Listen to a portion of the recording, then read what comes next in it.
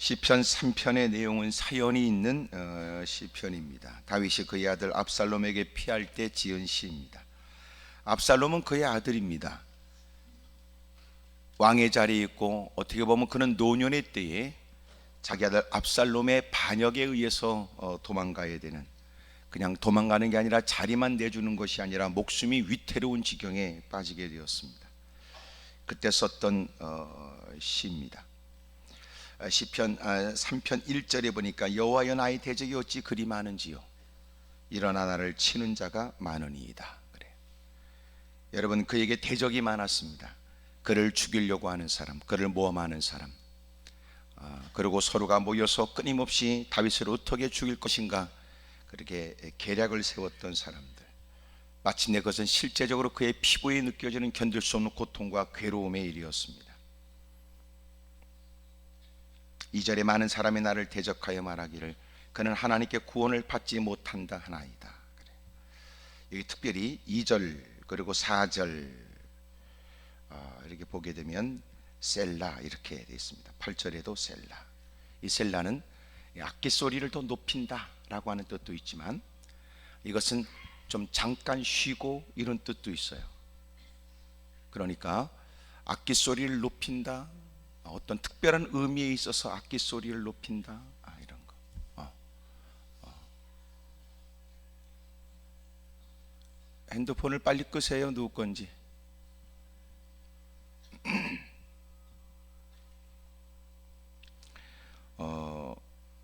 그리고 이것은 잠깐 쉰다, 그 말이에요. 잠깐 멈춘다, 그런 뜻이에요. 잠깐 멈춘다.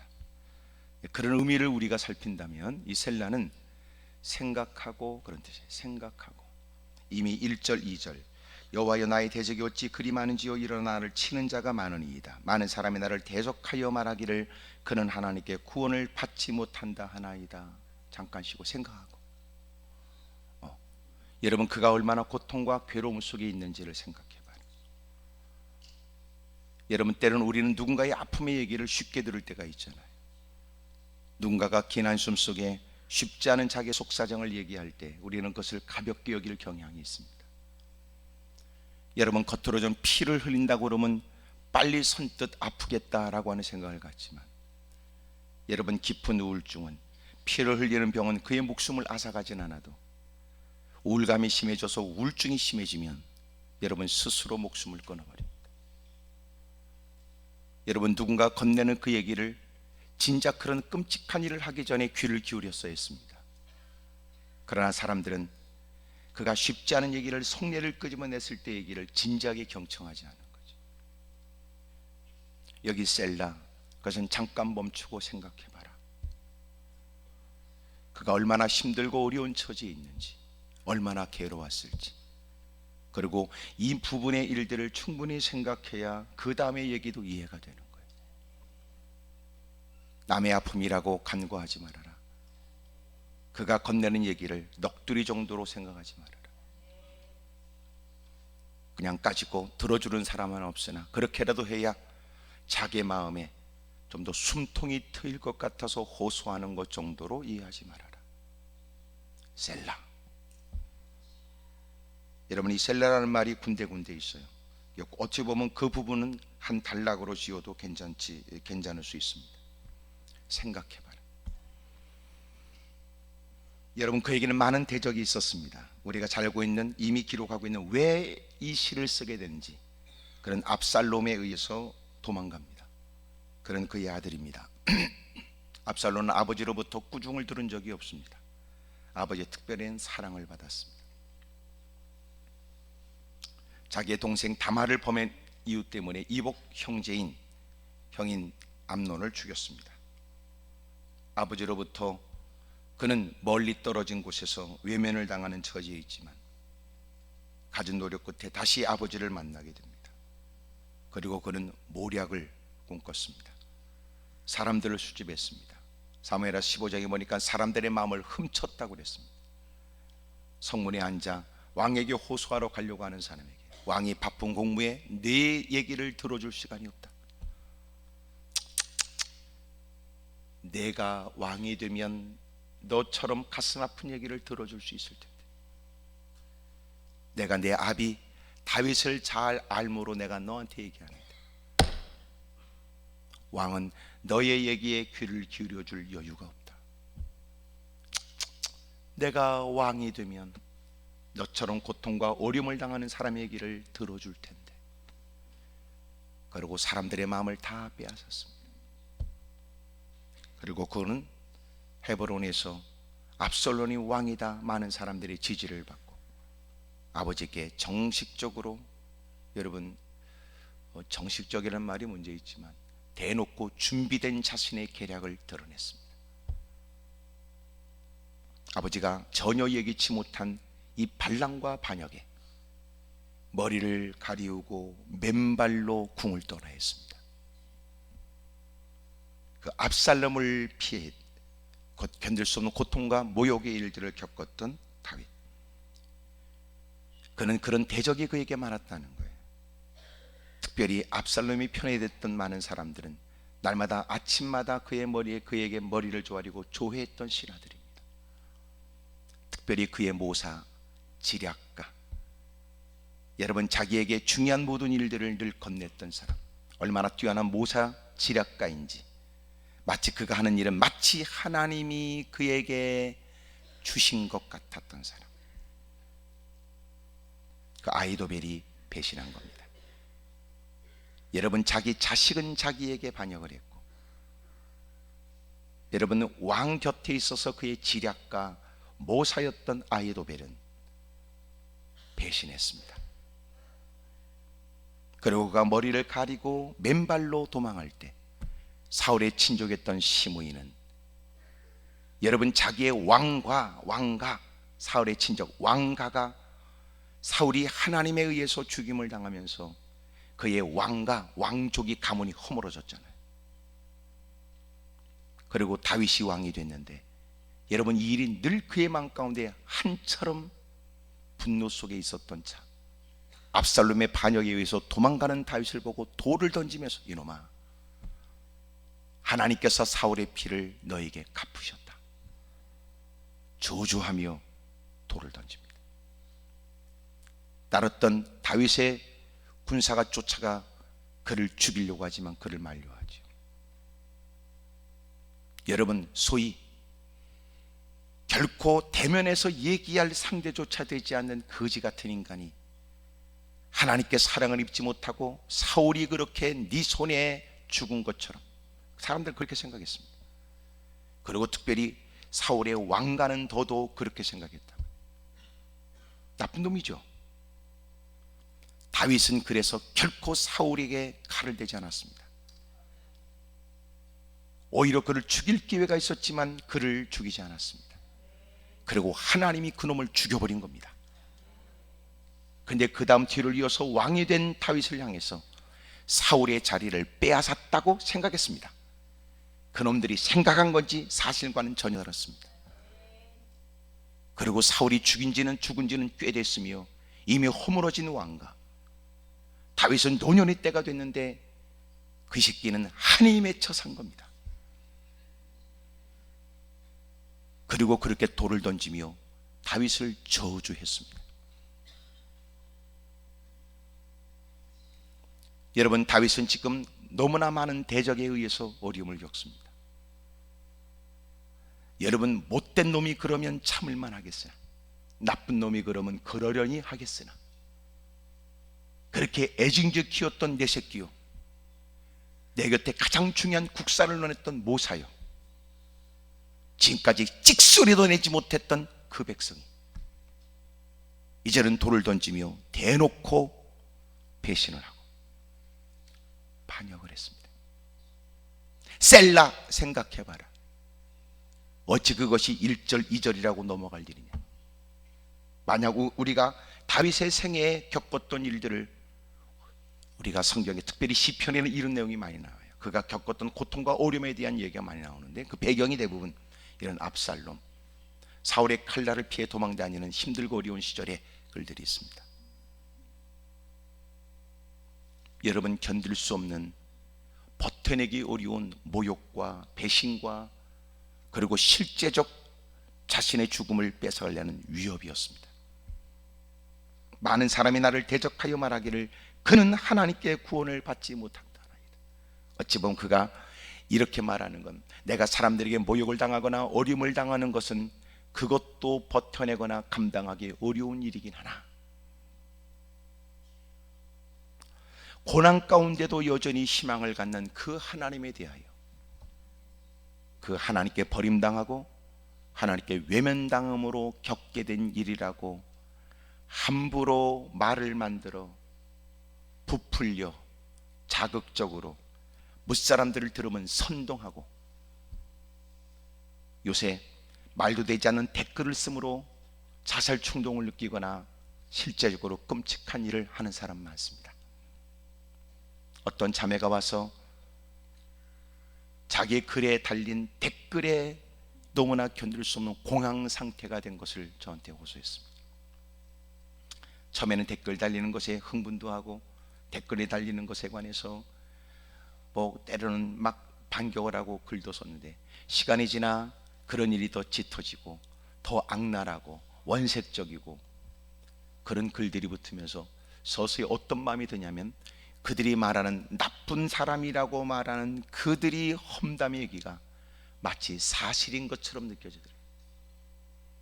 그리고 시간이 지나면서 그들이 함부로 악을 쓰며 내뱉는 얘기처럼 자신이 더 이상 살 이유가 없다고 생각되더래요. 결국은 신경정신과에서 약을 먹어야 하고, 오늘도 의욕을 잃고 직장을 떠나고 폐인이 되어 살아가는 것. 저 사람은 사람도 아니야, 인간도 아니야. 그 꼬락서니에, 그 자리에, 그 주제에 남다른 직장생활, 그 꼬라지에 그따구 일들을, 그는 하나님께 사랑을 받지 못하는 사람이요. 봐라, 그의 되어지는 모습을 보면 이원론적 논리를 갖고 하나님이 사랑하면 반드시 좋은 일이 있을 텐데, 네가 겪는 고통과 어려움의 일들은 악인들이나 겪게 되는 일들이 아니겠느냐. 네 형편과 네 꼬라지를 자세히 살펴봐라.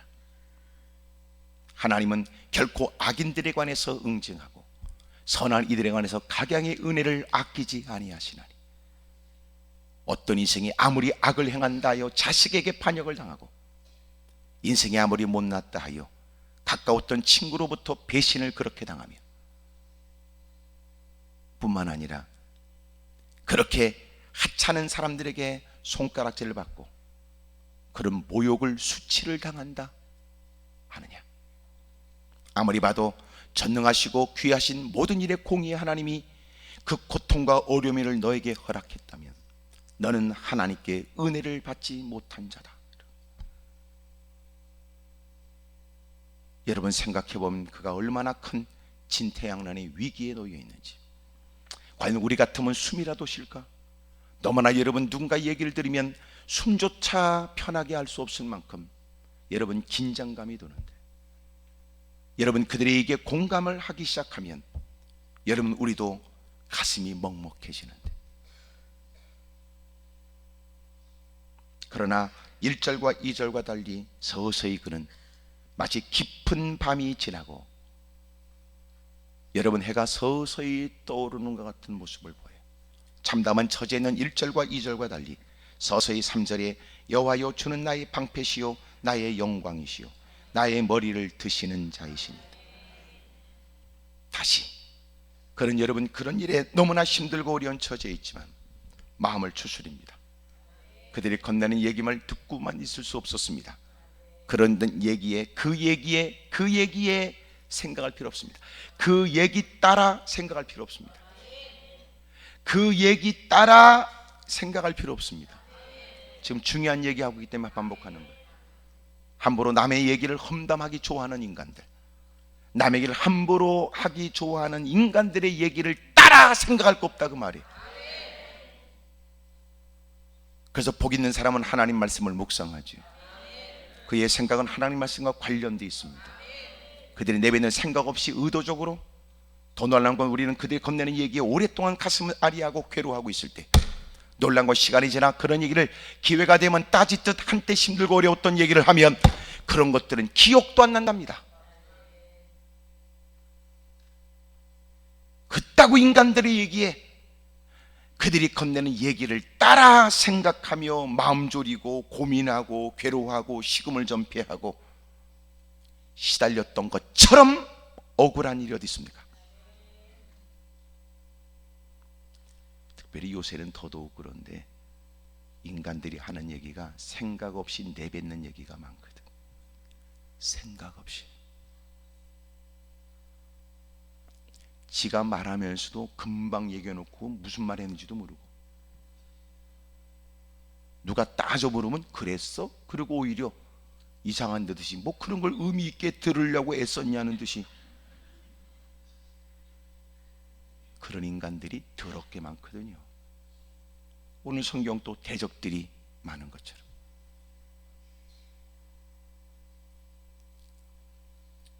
제가 그런 얘기를 간혹 하는데, 결코 당신이 주도적인 역할을 해야 될 때 당신 스스로 당신 고유의 영역인 생각과 의지와 결단의 일들을 다른 사람에게 넘기지 마세요. 그러니까 등신이지. 다른 사람이 뭐라고 악을 써도 생각은 네 고유 영역 아니야. 결정도 네 고유 영역 아니야. 근데 등신이 자기의 생각을 다 사람들에게 맡겨버린다고요. 쇠뇌, 이렇게 현혹, 이런 얘기들. 너는 뚫린 입으로 네가 주둥이로 그렇게 말해도 나는 결코 하나님의 말씀을 따라 생각하고 하나님 앞에서 결정하기로 했으니 네가 네 입으로 떠버리는 거야 내가 쫓아가 너보다 내가 더한 인격이 되어 네 입을 틀어막지는 않겠으나 내가 너보다 더 귀한 인격으로 너를 면박을 주지는 않겠으나. 그런 얘기에 나에게 뭔가 하려고 생각하지 말아라.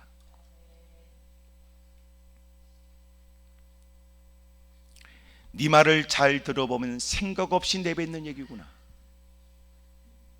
하지만 생각 없이 건네는 얘기에 내가 네 말을 따를 이유는 없지. 나는 하나님의 말씀을 따라 생각하기로 했다.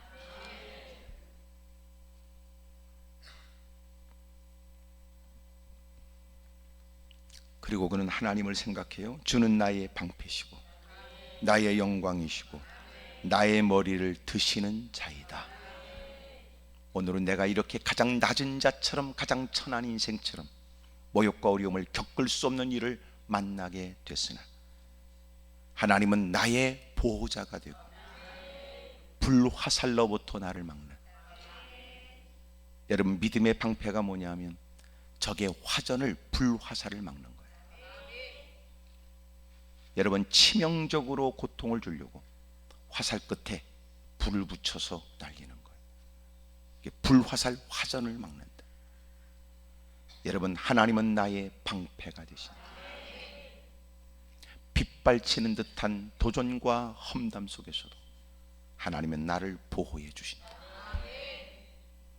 여러분, 생존이 불가능한 그 어려운 처지에도 하나님의 나를 보호해 주신다. 주는 나의 방패시, 나의 영광. 여러분, 그렇게 목동 다윗이었던 나를, 그렇게 그를 죽이려고 하는 사울의 어마어마한 따르는 군사들과 막강한 권력을 가지고 그의 생명을 뺏겠다고 12년 동안 자기를 추적했던 사울의 칼날로부터 벗어나 하나님은 나를 최고의 자리에 오르게 하신다. 하나님은 나의 영광이시다. 나를 영화롭게 하고 나를 존귀케 하셨던 나의 머리를 드신다, 이 말은 그 험담과 모욕과 도전 속에서도 하나님은 더 이상 수치를 당하지 않도록 하나님의 나의 머리를 들게 하신다. 민망한 일을 겪고 그리고 수치심에 사람들은 고개를 떨구지 못할 때, 물론 뻔뻔한 것도 있습니다만 그럴지라도 이미 그는 두려움 속에 어찌할 바 몰라 그렇게라도 하는 것이 자기의 자존심을 지키는 거라고 헛된 생각을 하지요. 그의 자존감은 다 무너져 있고. 그런데 하나님이 그의 머리를 들어주시는 거예요. 그렇지 않다. 네가 말하는 대로 나는 네 말을 따라 생각하지 않을 것이다. 하나님은 나의 방패시고 하나님은 나의 영광이시며 하나님은 나의 머리를 드시는 분이시다. 그러면서 점점 그의 목소리가 커져요. 내가 나의 목소리로 여호와께 부르짖으니 그의 성산에서 응답하시는도다. 그리고 또 셀라 그래요. 여러분, 하나님께 자신의 목소리로 여호와께 부르짖으니 그의 성산에서 응답하셨다는 말은, 이것은 본래 오늘 글을 읽으면 현재형으로 되어 있지만, 그러나 이 본래의 원문을 보면 과거형으로 되어 있어요. 하나님은 부르짖을 때마다 응답하셨다 이 말이에요. 하나님은 지난날 내가 하나님께 부르짖을 때마다 하나님은 내게 응답하셨다. 네가 네 말로 네 생각으로 끊임없이 네가 말하는 목적은 하나님을 거론할 때마다 하나님을 생각해서가 아니라 너는 어떻게든지 내 마음을 상하게 하려는 의도이겠으나 진정코 내가 하나님을 믿는다. 그 하나님은 나의 방패시고 나의 영광이시고 나의 머리를 드시는 분이셨으니 내가 위기와 어려움을 만날 때마다 부르짖으면 하나님은 내게 응답해 주셨도다. 특별히 나의 목소리로 이 말은 거짓이 없는 진실과 진정과 간절함으로 기도할 때마다 하나님은 어느 곳에 있든지, 여기 특별히 성산이란 개념은 상당히 광의적 표현이에요. 이것은 예루살렘 성전, 성산, 시온산만 의미하는 것이 아니라 하나님은 안에 계신 곳이 없으시니 내가 고통과 어림을 만나는 그 현장에도 하나님은 내 입술에 귀를 기울이시고 내 기도를 들어주실 것이니 그 긴박한 처지에 누가 내 처지를 보게 되면 사람은 동정을 할 수 있어도 그의 기도가 상달되어져 놀라운 일이 일어날 것을 기대할까. 하지만 정작 엎드려 기도하는 그의 마음은 달랐단 말이에요. 그는 자기의 목소리로 진실됨과 진정성으로 하나님의 역사를 기대하는 마음으로 기도했고 하나님은 그때마다 그의 기도에 응답해 주셨다는 거예요. 오늘은 왕복을 입고 머리를 가리우며 맨발로 그는 자리를 떠나야 했으나, 그러나 지금까지 살아왔던 인생에 감출 수 없고 숨길 수 없는 분명한 진실은 하나님은 그의 기도에 응답해 주셨던 거예요. 그리고 셀라, 생각해봐라. 잠시 그렇게 힘들고 어려운 처지를 호소했던 그가 잠시 말을 멈췄다. 그리고 그는 말하기를, 여러분, 하나님은 나의 방패시요 나의 영광이시요 내 머리를 드시는 분이십니다. 내가 지난날 힘들고 어려운 파란만장한 인생을 살 때 누구도 내게 희망적 얘기를 해줄 수는 없었으나, 그러나 하나님은 그 어느 곳에서든지 내 목소리로 주 이름을 부를 때마다 기가 막힌 방법으로 나를 위기에서부터 벗어나게 하셨습니다. 나를 건져내 주셨습니다. 그리고 말을 잠깐 멈췄다.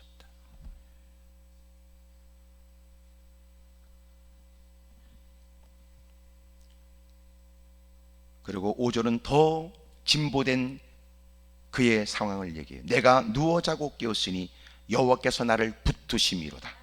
내가 누워 자고 깨었으니 여호와께서 나를 붙드심이로다. 어찌 보면 1절과 2절의 상황은 그는 어쩔 바를 모르고 밤잠을 못 자며 날마다 불안과 염려해. 때로는 여러분 잠시 현실을 잊고자 술을 들이퍼 마시고 지켜보는 사람도 처음은 안쓰럽다 싶다가 여러분 이제는 이성을 잃어버린 그의 모습 앞에 사람들은 떠날 수 있었겠지요. 희망도 없는 그를 우리가 이렇게까지 위험을 무릅쓰고 따를 필요가 있을까? 그러나 그는 그러지 않아요. 수없이 많은 비난과 말도 되지 않는 수없이 많은 말들로 그의 마음에 상처를 주지만 그는 확고한 신앙으로 하나님은 지금까지 나를 도우셨도다. 내가 누군가의 자리를 뺏은 적이 없으며 자격 없다고 했던 나를 하나님이 세우셨으며 누릴 수 없는 은혜를 누리면서 나는 이것이 하나님의 은혜라는 걸 잊은 적이 없다. 이제는 흥분 속에 내가 이렇게 힘들고 어려운 처지에 놓여 있지만 나는 누워 눕기도 하고 또 아침 일찍이 가벼운 몸으로 자리를 박차고 일어나기도 했으니 누워 자고 깨었으니 여호와께서 나를 붙드심이로다. 모든 것을 다 잃어버린 중에도 여전히 하나님의 사랑을 확신하고 있는 것. 봐라, 너희가 볼 땐 내가 왕의 자리를 빼앗긴 것처럼 보여지며 아침마다 네 앞에 조회를 했던 그 많은 사람들이 내 곁을 떠났다고 말하지만 여전히 하나님은 나를 붙드는 손을 놓은 적이 없으시다.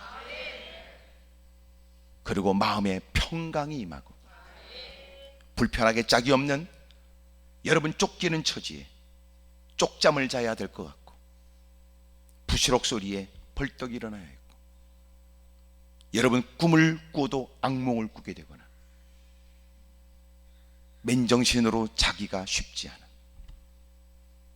그런 중에도 그는 편안한 숙면이 있었고 아침에는 맑은 정신으로 일어나는 거예요.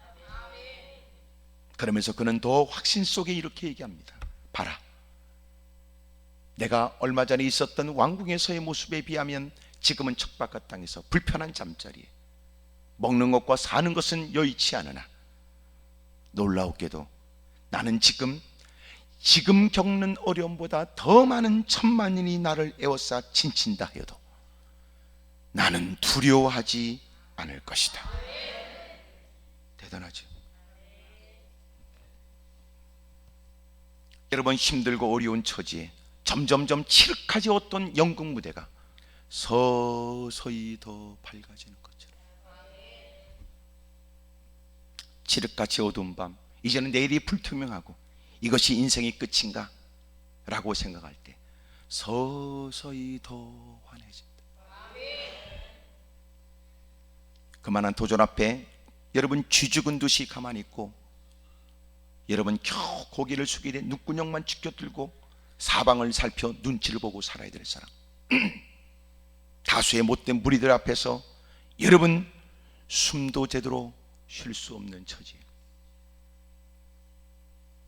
그는 힘들고 어려운 처지에 서서히 그는 고개를 든다. 그리고 그는 힘있게 일어났다. 홀로 맞서기에는 너무나 많은 대적이 있지만 그는 또렷한 음성으로 나는 하나님이 주는 평강에 내게 있으니 나를 여전히 붙드시는 주님의 은혜로 예절에 비하면 힘들고 어려운 척박한 땅, 불편한 잠자리 모든 여건은 시원치 않지만 나는 지금보다 더 어려움이 다가온다 할지라도 나는 두려워하지 않을 것이다. 이 정도 되면 기고만장했던 대적들은 뒷구름을 치겠죠. 너무 놀래서 마치 여러분 나이가 있고 채비를 갖춘 군인이 골리앗과 싸우겠다고 나선다면 골리앗은 뭔가 싸울 만한 대적이 나왔다고 생각했겠지만 다윗이 나왔을 때는 오히려 그는 뒷걸음질 쳤을 것이다. 말도 되지 않는 이 일은 뭔가 있을 것 같은 생각에 뭔가 있기는 재고에서 끄집어낸 것은 권총 한 자루가 아니라 짱돌 하나 끄집어내서 흔들흔들 힘없이 그의 손에서 흐느적거리는 가죽 띠에 담아 그리고는 힘있게 던진 겁니다. 때로는 우리는 막강한 힘과 능력을 가져도 너무나 누군가 당당하게 일어서는 모습 앞에는 무엇을 무슨 배짱으로 저렇게 당당할까 싶으면 사람들은 멈칫하게 되거나 주춤하게 되거나 때로는 오히려 그 기세에 눌려 뒷걸음을 칠 수 있겠죠. 많은 대적들이 거들먹거리며 그의 숨통을 끊을 것처럼 덤벼들다가 너희가 하나님을 이름을 빙자하여 내게 도전하나 하나님은 이미도 신실하신 주님이 나를 붙드셨고 오늘도 또렷하게 기억하고 있는 과거의 힘든 때에 나를 도우셨던 하나님의 일들을 내가 선명하게 기억하는, 그러므로 잠시 내가 인간이기에 두려움을 견딜 수 없었으나 마음을 추스려 내가 말하는 바, 이제는 내가 더 많은 대적이 일어난다 할지라도 나는 두려워하지 않는다.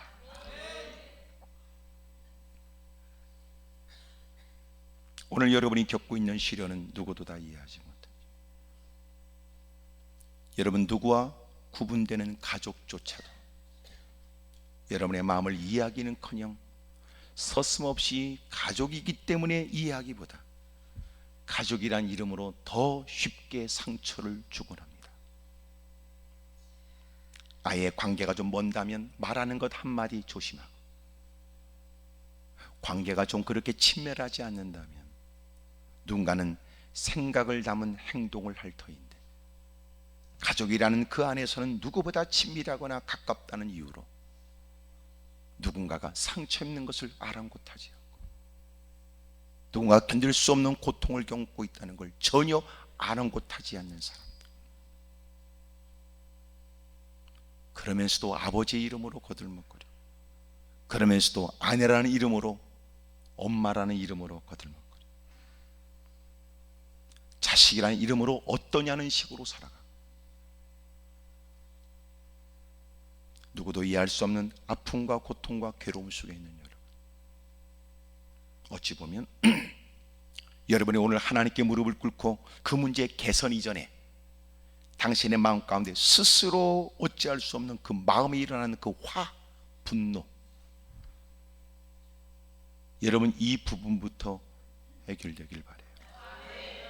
방법이 뭐냐면 서슴없이 호소하는 거예요. 근데 혹시나 이렇게 같이 모였을 때 막 성질 부리면 이상한 사람 되니까, 그래서 기도구를 다 마련한 거예요. 기도구에 들어가서 악을 쓰고 하세요. 그 새끼에 대한 얘기도 하고 그년에 대한 얘기도 하세요. 다. 왜냐하면 그렇지 않으면 그 마음의 분노와 화가 엉뚱한데 표현됩니다. 마음에 있는 걸 다 품어내서, 하여튼 그놈이 한 일에 관해서 낱낱이 다 얘기하세요. 그러나 그렇게 호소하는, 하나님 앞에서 호소하는 여러분의 힘들고 어려운 얘기에 관해서 다 기력이 다 빠질 때까지 다 호소하면, 그 다음에는 서서히 마음 가운데 평온이 찾아. 보니까 대부분 본인이 알더라고, 옳고 그름에 대한 하나님을 섬기는 사람으로 어느 것이 바른지 그릇된 일인지를 다 알더라고. 근데 그게 감당이 안 돼. 그러니까 부글부글 끓는 거거든. 그걸 어느 글에서 뭐라 그러냐면 정서적으로 감당이 안 된다 이렇게 돼 있어요. 기도할 제목이 너무 많은데, 그래서 기도원에 가겠다고 해서 왔는데 무릎 꿇으니까 할 말이 없는 거예요. 왜? 너무 크나큰 어렵고 복잡한 문제 앞에 기도가 필요하다는 이성은 있으나 어찌할 바를 모르는, 때로는 이런 마음이 있을지도. 이러다 내가 진짜 속 얘기를 다 끄집어내려고 목사의 제안을 쫓아 속 얘기를 다 끄집어내면 욕이 툭 튀어나올 것 같아서,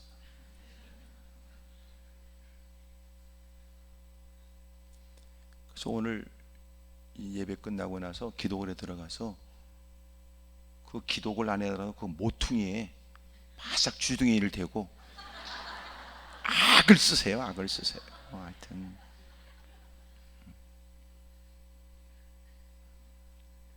왜냐하면 그런 나쁜 생각에다가 표현하지 못하는 마음까지 더해지면 삶이 괴로워요.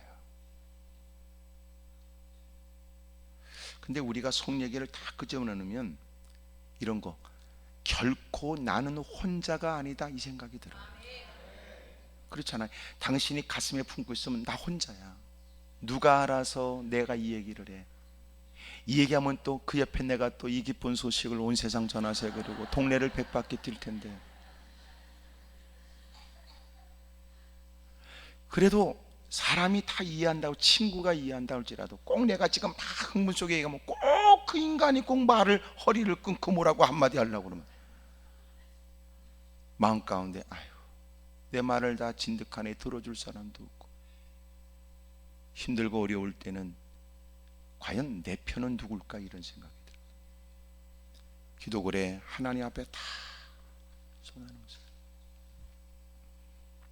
진득하니 내 말 끊지 않고 들어주시는 줄. 시간이 지나면 지도 할 말 다 하면 멈춰. 아무리 목사님 제 인생 얘기는요 책 몇 권 웃기고 있네. 악을 쓰고 하다 보면요 할 말 없어. 할 말 없다니까. 근데 그 다음에 밀려들은 하나님의 따뜻한 훈기가 느껴져요.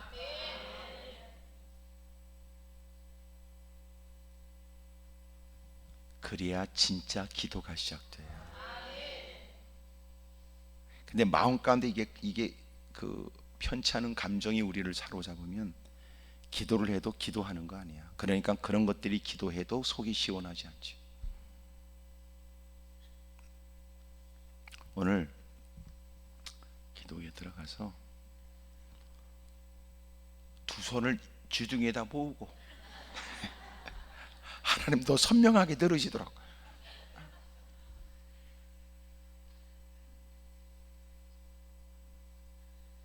하여튼 오늘은 우리가 이 옆을 지나가다 누가 막 악을 쓰면 이해하시자고. 저 사람도 지금 털어내고 있는 중이구나. 봄맞이 대청소 다 털어내고.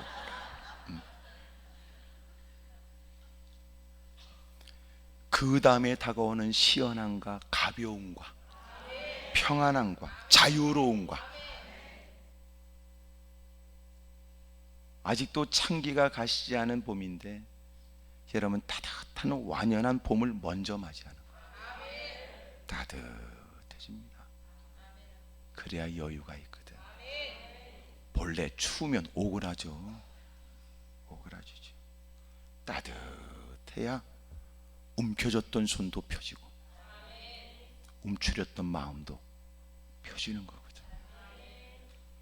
옆에 사람한테 다 얘기하세요. 그쪽은 어쩔 생각이냐고 다 물어보세요. 시작.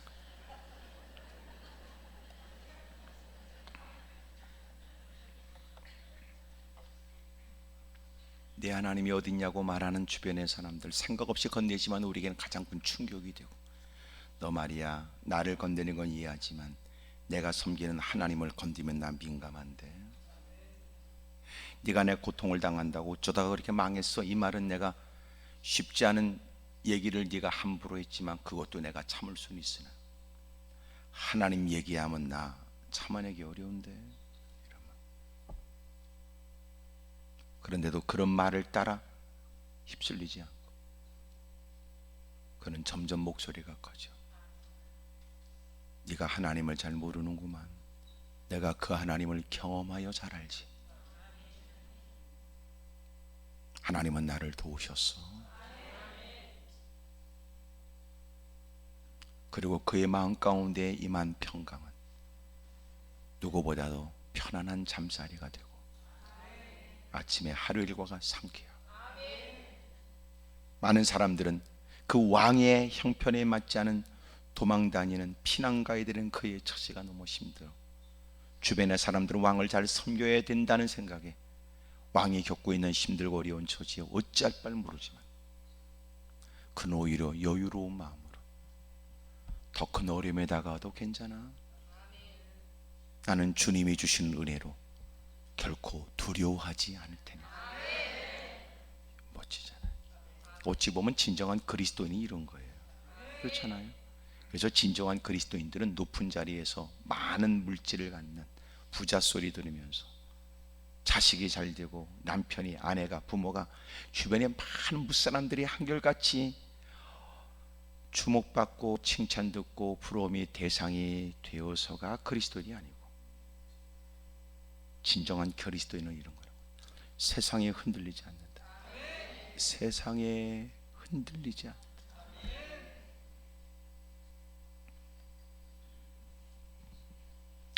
내진 설계가 되어 있다. 아무리 흔들어도 허물어지지 않는다. 아무리 자극해도 그는 그 위치와 그 모습을 유지하고 사는 거예요. 엉터리 많거든요. 조금만 건들면 와르르 무너지고. 성경은 말씀하기를 반석 위에 지은 집과 같아야 된다. 여러분도 요새는 내진 설계를 했어도 이전보다 더 강한 지진에 버틸 수 있는, 그래서 뭐 한때 뭐 지금도 고가도로 이렇게 지나가면 다 밑에 그 내진 그 설계가 되어 있지 않으면 보완을 해서들 많이들 해놨더라고요. 그리고 더 강한 지진에도 버텨낼 수 있도록 보강 작업들을 하고. 우리도 마찬가지. 주님이 오실 그날이 임박할수록 신앙적 도전은 더 극렬해요. 그러니까 이제 그런 도전에 우리가 유연하게 대처하면서, 그러나 결코 양보하지 않은 단호함이 분명한, 이겨내야 된다. 아멘입니까? 그러니까 벌써 예수님을 믿을 때 우리는 고려해라. 네가 하나님을 믿는다, 네가 예수님을 유일한 구세주로 믿는다는 것이 무슨 의미인지, 혹시나 네가 예수님을 믿음으로 가정하는 새로운 지각 변동이 일어난다. 지각 변동. 아프리카 어느 나라는 땅이 막 쫙 이렇게 갈라진다. 많은 시간이 지나가면 두 쪽이 나버린대. 땅이 갈라지더라. 그 밑에 지축이 움직여서. 그러니까 여러분, 우리에게 일어나는, 예수님을 영접함으로 일어나는 지각 변동은, 아내가 남편밖에 몰랐고 엄마가 자식밖에 몰랐고 남편이 가정밖에 몰랐는데, 놀란 건 예수님을 믿는 순간 하나님의 일이 우선이 됐고 예수님이 기뻐한다는 것이 더 중요한 이유가 돼. 어마어마한 지각 변동이죠. 그럴 때 이해하지 못하는 사람은 미친 사람으로 쉽게 규정하고 어리석다고 몰아가고, 여러분, 광신자처럼 몰아갈 때 예수님을 나의 구주라고 영접한다는 것이 무슨 의미인지 봐라. 망대를 세우되 사람들에게 다 공포해서 망대를 세운다고 하다가 예산이 부족해서 짓다 말면 이것처럼 흉물이 어디 있으며 이것처럼 어리석은 일이 어디냐. 우리가 싸움을 할 때 일만으로서 이 말을 이기기가 어렵다고 생각하면 피할 수 없는 접전이 있기 전에 빨리 조치를 취하는 게 낫지. 예수님을 영접하고 주님을 따른다는 것은 그와 같다. 네가 앞으로 어떤 일을 만나며 어떤 어려움을 극복하며, 그러므로 예수님을 영접하여 살다가 조그만 일을 만나면 이런 줄 몰랐어 그리고 뒤집어지면 안 된다. 이럴 거라면 때려치지 그리고 홀랑 뒤집어지면 안 된다. 이럴 것 같으면 처음부터 안 할 걸 그랬어 그리고 자빠지면 안 된다. 서서히 걱정과 근심 때문에 아멘도 못하는 사람, 내가 예수님을 믿는 것 때문에 지금보다 더 큰 시련이 다가온다면 이런 생각에,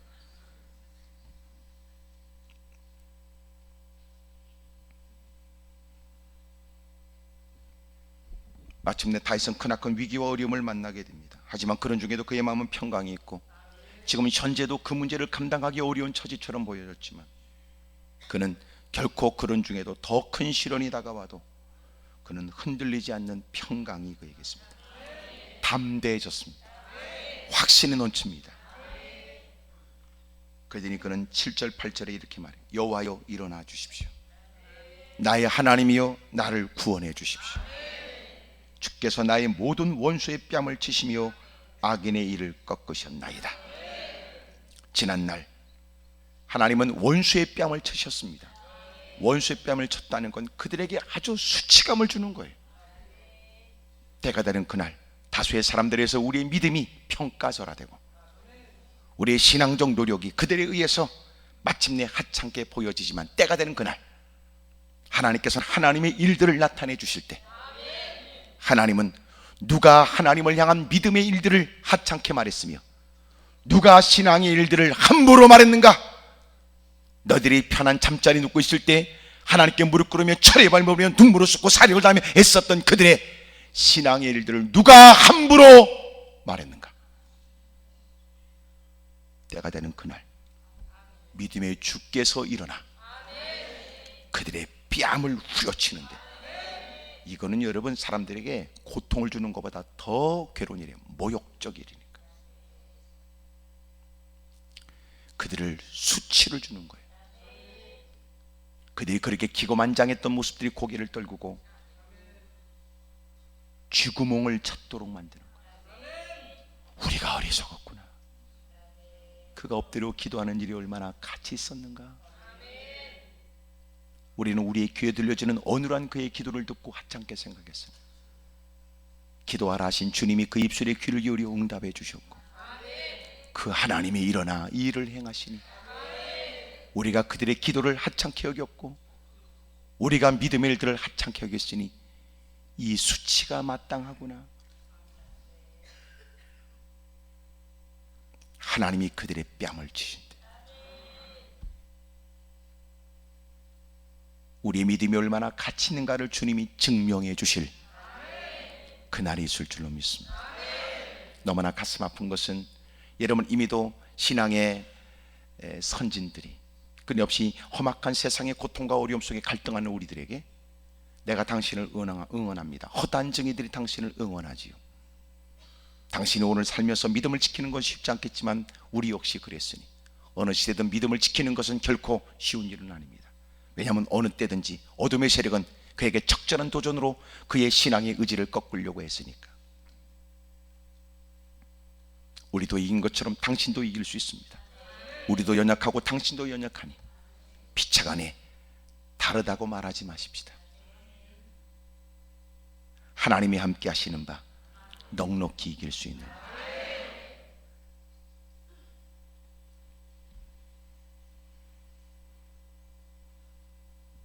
하나님께서 때가 되는 그날 놀라운 일을 보여줄 거예요. 할렐루야. 봐라, 믿음을 비하하고 믿음의 일들을 도전하는 사람들, 그들이 지금 오늘 내뱉는 험담에 관해서 네가 반드시 심판을 받을 것이야.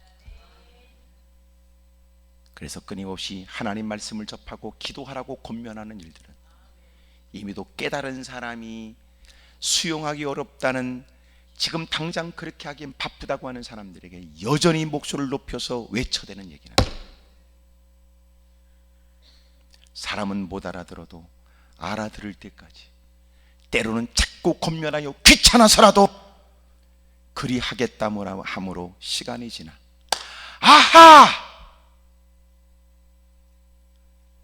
내가 그때 귀찮더라도 따르기를 다행이었고 힘들더라도 그리 행하기를 다행이었다고 반드시 말할 거예요. 근데 못 알아들어. 못 알아듣는다. 그래서 리더, 선경험자, 누구보다 하나님을 아는 사람은 자기의 한때의 어리석었던 때를 기억하여 또 외치고 또 가르쳐줘야 됩니다.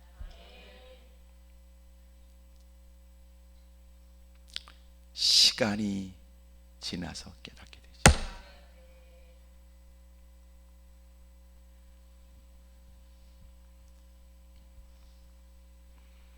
그런 말하기를, 하나님이 일어나십시오. 그리고 하나님의 일을 나타내 주십시오. 지난날 하나님께서 나에게 내 모든 원수의 뺨을 치시며 악인의 일을 꺾어 여러분 그들의 의도가 무산되도록 만들고 그들이 갖고 있는 권력이 부상하도록 허무하도록 만드시는 그 하나님을 제가 또렷하게 기억하는 바, 어제나 오늘이나 영원토록 동일하신 주여, 일어나 그들에게 역사해 주십시오. 그러면서 그의 시편 3편의 마지막은 그런 노래를 부르고 그리고 확신에 찬 목소리로 주변의 사람들의 두려워하며 걱정하는 사람들에게 이렇게 이야기합니다. 여러분 걱정하지 말아요. 구원은 하나님께 있습니다. 하나님은 반드시 하나님의 백성에게 복을 주실 것입니다. 확신에 찬 음성으로 하나님께 기도를 드리고 하나님을 바라보고 이제 사람들에게 용기와 힘을 북돋는 사람. 오늘 이런 은혜가 저와 여러분들에게 있기를 주의 이름으로 축복합니다. 그러므로 시편 3편은 우리에게 힘들고 어려운 처지에 관해서 주님은 이해하세요. 하나님, 내가 너무나 많은 대적들로 인하여 고통을 겪고 겹쳐 다가오는 문제 앞에 내가 어찌할 바를 모르며 내 힘으로 역부족인 문제 앞에서 감당하기 어려워 내가 힘없이 무너졌습니다. 그들이 내뱉는 하나님께 대한 얘기, 하나님마저 나를 버렸다고 외치다는 얘기는 참으로 견뎌내기 어렵습니다. 시편 37편에 기록된 악인들로 인해서 불평하지 말거라. 악인들이 너를 대적하고 어려움을 주지만 결코 너희들은 그들과 똑같은 부류가 되어줘. 불평하고 원망함으로 너도 똑같이 악을 행하지 말거라.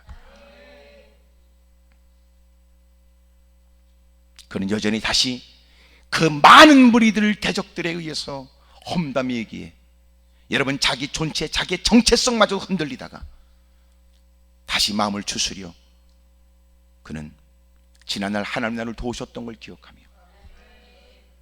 마음에 평강이 있게 되고 더 자신 있는 목소리로 하나님의 위대한 일을 확신하고 그리고 힘있게 그는 기도합니다. 하나님, 지난날 하나님이 역사하셨던 그들이 수치를 당하고 그들이 악한 일을 도모하는 일에 관해서 지금 내 자리를 뺏고 막강한 힘을 갖고 도전하는 일에 지난날 하나님이 내 앞에 많은 대적들이 무릎 꿇게 하셨던 것처럼 그들의 일을 꺾어버리십시오. 하나님은 그 기도의 응답이에요. 압살롬은 머리털이 길었어요.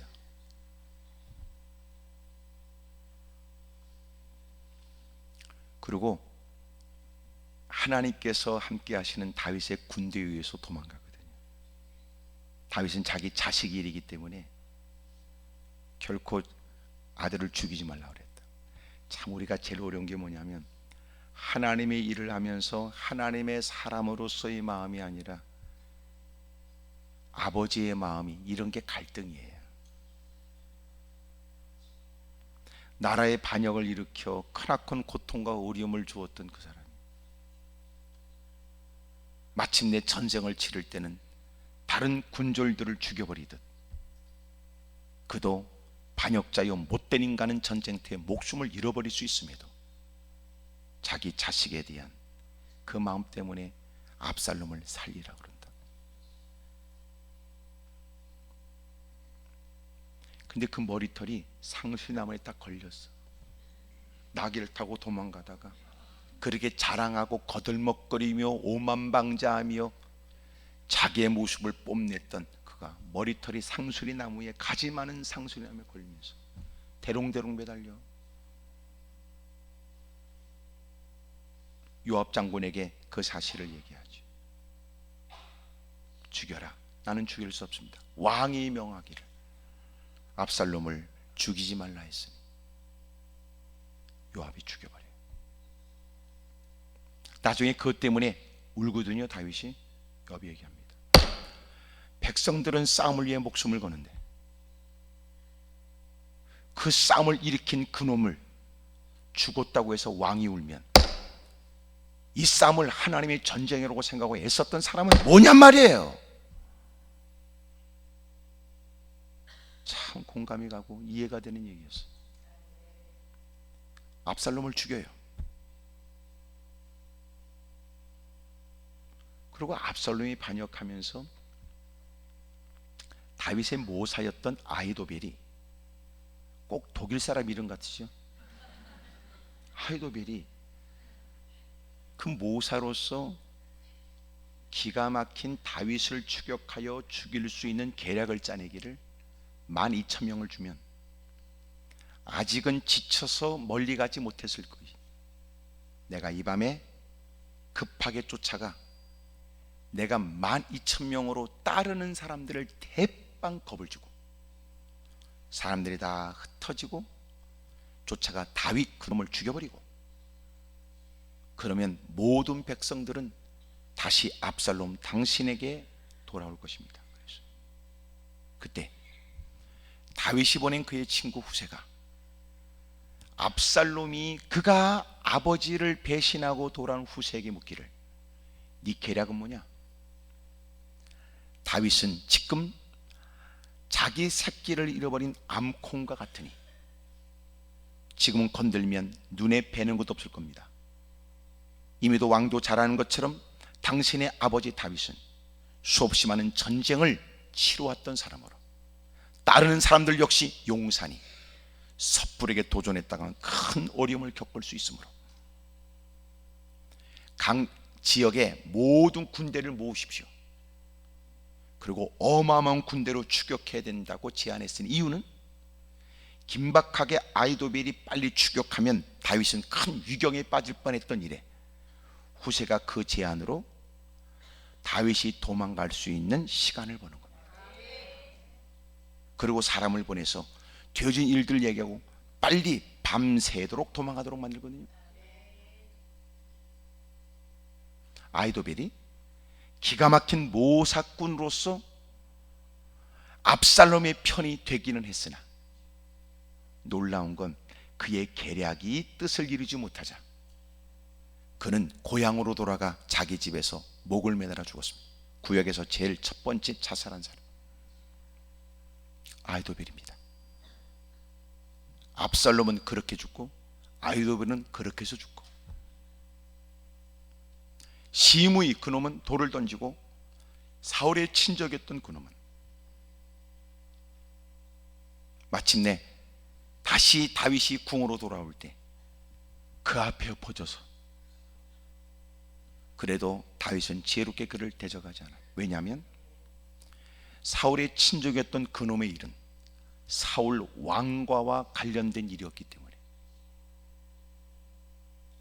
다윗이 왕으로서 그런 불편한 나라의 분열의 일들을 원치 않았기 때문에 나중에 이 몫을 솔로몬에게 넘기게 되죠. 하나님께서 원수들을 다 수치를 경험하고 비참하도록 만들어요.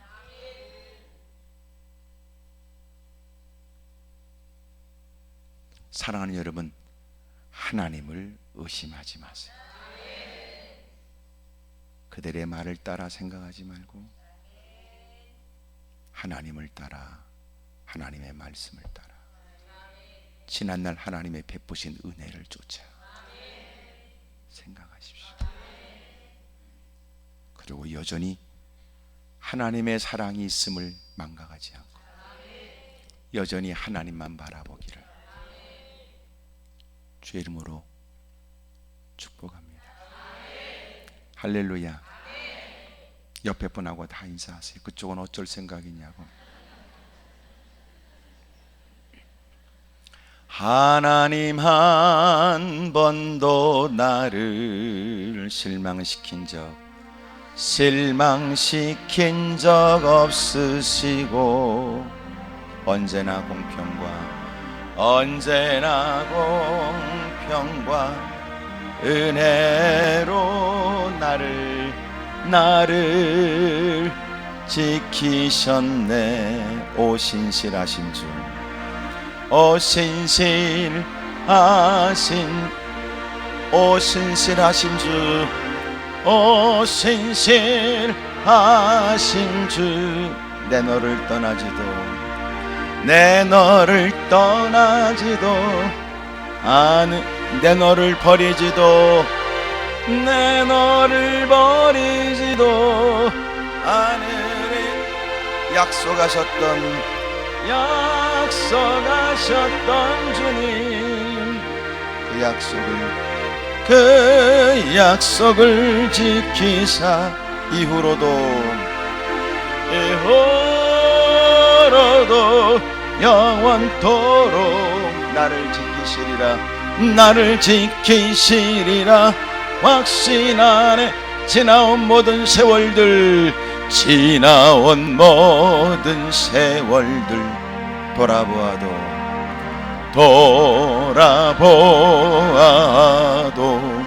그 어느 것 하나 주의 손길 안 미친 것 전혀 없네. 오신실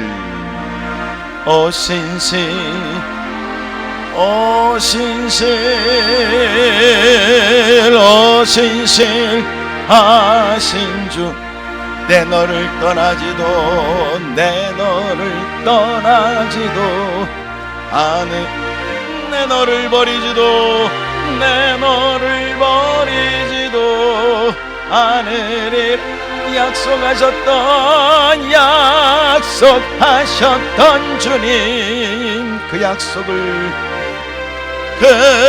약속을 지키사 이후로도 영원토록 나를 지키시리라. 확신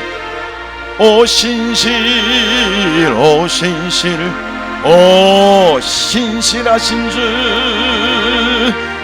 신실하신 주, 내 너를 떠나지도 않으리라. 내 너를 버리지도 않으리라. 약속하셨던 주님, 그 약속을 지키사 이후로도 영원토록 나를 지키시리라 확신하네. 무릎을 꿇겠습니다. 두 손을 가슴에 얹지요.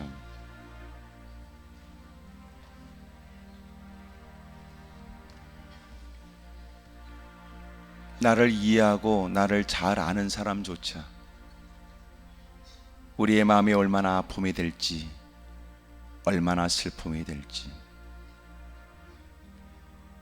생각 없이 우리를 그렇게 상처 줄 때 많습니다. 반역, 배신, 험담,